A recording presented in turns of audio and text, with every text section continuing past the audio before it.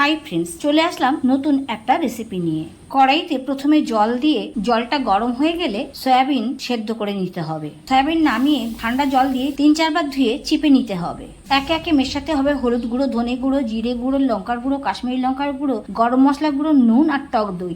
সবকিছু একসাথে মাখিয়ে 10-15 মিনিট ম্যারিনেট করে রাখতে হবে। এরই মাঝখানে নুন হলুদ দিয়ে আলুগুলো ভালো করে ভেজে নিতে হবে লাল লাল করে। আলু ভাজা হয়ে গেলে তুলে নিয়ে ওই একই তেলেতে পনির ভেজে নিতে হবে একটু নুন ছিটিয়ে।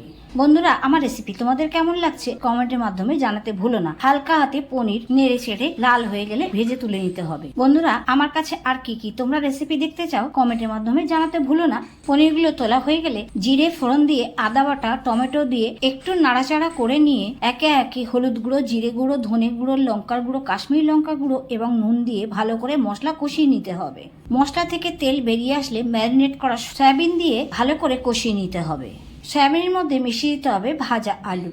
আবারও ভালো করে মশলা, আলু, সয়াবিন একসাথে নাড়াচাড়া করে মিশিয়ে নিতে হবে। এইবারে গ্রেভি করার জন্য পরিমাণ মতো জল দিয়ে কিছুক্ষণের জন্য ঢেকে দিতে হবে। 3-4 মিনিট পর ঢাকা খুলে আবারও নাড়াচাড়া করে নিয়ে ভেজে রাখা পনির দিয়ে হালকা হাতে নাড়িয়ে পরিমাণ মতো চিনি দিতে হবে। চিনি খুব ভালো করে গলে গেলে গরম মশলা গুঁড়ো ছড়িয়ে 2 চামচ ঘি ছড়িয়ে দিলে তৈরি হয়ে যাবে নিরামিষ সয়া পনির। রেসিপিটা ভালো লাগলে লাইক, শেয়ার, কমেন্ট করতে ভুলো না।